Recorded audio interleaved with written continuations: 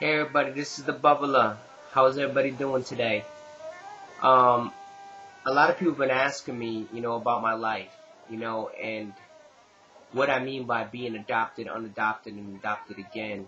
Um, I'm going to do a series of videos, and in those series of videos, I'm going to explain, a little bit about my background, a little bit about my past, how I was an orphan.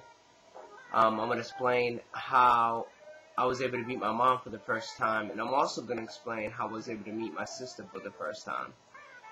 It's going to be a series of videos because I only have 10 minutes, and these are a long story, but they're very interesting stories, I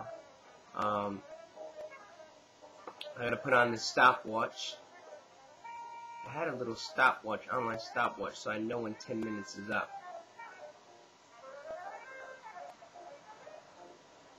Okay, here we go.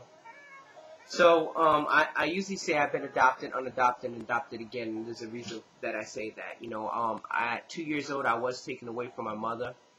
My mom was, she was abused at a young age. She was hit, she was abused sexually, and she would tell her mom about it, and her mom wouldn't listen to her, and I guess it was by her dad, maybe her stepdad, and so she starved for love and affection. She went to things on the street.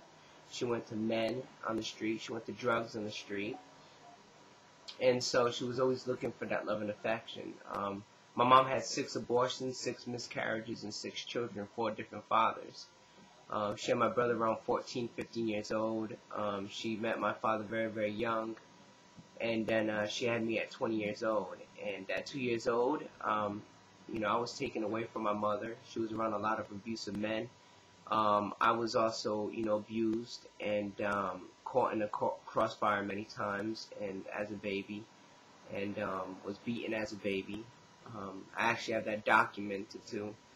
Was taken away, put back at 4 years old, and then taken away again. And I lived in different foster homes, group homes, shelters. I was adopted. I was unadopted. I lived in an orphanage. When I was in the foster homes, I've probably been over 15 foster homes in my life. And then I lived in an orphanage, like I said. In the orphanage, I heard some music playing one day, and when the music was playing, I was playing outside. We were playing probably some kickball or something, and I heard music from the church. It was a Catholic church. It was called St. Aloysius. That was the name of the orphanage in Greenville, Rhode Island. And I wanted to be there. I wanted to be part of that. I wanted to know what that was all about. I heard about God. I don't know who told me about God, but I wanted to know about God. And so I ended up going to the, church and asking if I can, participate. And so they put me in this rap group. I don't know what it stood for. Maybe a religious affiliation program or something like that. We sang songs, and sometimes they would have me, give some, scriptures. I would say some scriptures in front of everybody. So I remember during that time, I would go on my knees, and I learned the Our Father during that time. One of the counselors there taught me the Our Father. And I would go to these things like adoption parties, and these adoption parties, when I would go, there would be a lot of different families there, and sometimes we'll go to hay rides, sometimes we'll go to, roller skating parties, and they would have books, and in those books will have a summary of each of the children, that are at that adoption party, and it will tell a little bit about each child. And so there was this one family, I guess, that was scoping me out. That seemed pretty cool. I had to make a life book, and in that life book, I had to tell what kind of family that I wanted. What did I want my mom to look like? What did I want my dad to look like? What qualities, what characteristics did I want? My mom, I wanted her to look like Cinderella, and my dad, I wanted him to look like Prince Charming. And so those were the things that I wanted. I wanted them to be beautiful. That's what I seen on TV. That's how I wanted them to look. And my mom also had blonde hair as well. So one day, I was told, actually before those adoption parties, even before that even happened, You know, my mom told me she was going to come visit me every Friday. She promised me she was going to come visit me every Friday. And then the counselor at the orphanage told me to come up to her and said, I got to speak with you, David. And she's like, your mom is putting you up for adoption. And I didn't know what to do. You know, I had to stop growing up at that minute in my life, you know. I realized that my mom just put me up for adoption. I didn't know how to take it, you know. I didn't cry. I just was confused. And her promises were broken. I remember the time I was on the phone with my mom, and she said she was going to come visit me every Friday, and she never came. She put my sister Rena on the phone that day as a baby, and she was just born. You know, she was doing gaga goo ga, gaga goo.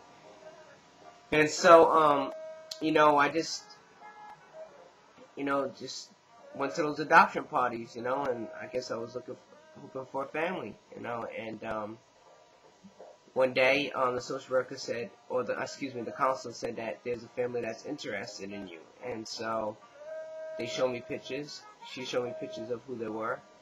And they didn't look like I expected them to look. But I remember the adoptive father, we were having arm wrestling matches. You know, I'm always a very competitive person. And I remember that about the adoptive father, you know, he would do arm wrestling matches, and I kind of liked that, you know. So I went to that adopted home and had little visits, you know, maybe a day or so, maybe for the afternoon, and they had a big white house in Woonsocket, you know.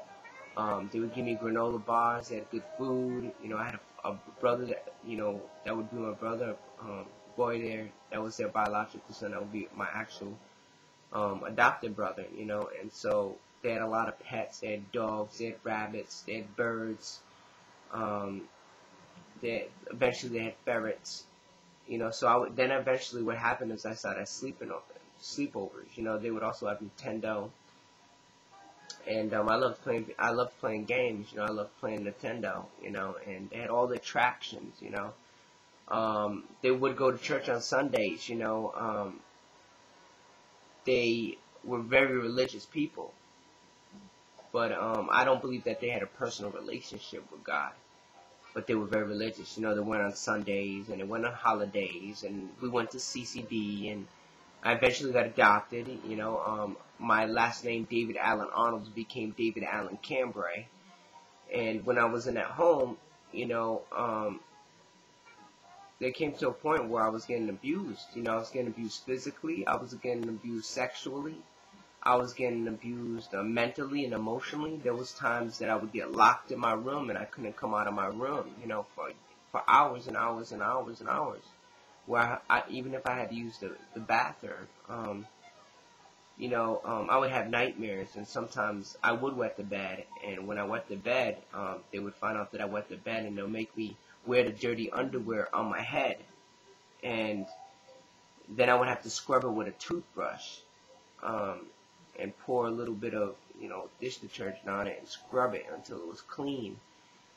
And so, they would do all these different things, and it just happened for years, you know. I was with them from second grade, all the way to 5th grade, you know. And then we're going to adopt another son. And this happened for many years, and then when he came, this stuff started happening to him. And eventually we came together, and their sin found them out, you know, and I was taken away. You know, I remember when I was in that home, there was a grandmother that I had, and I'm going to go to part 2 because it's already been 10 minutes.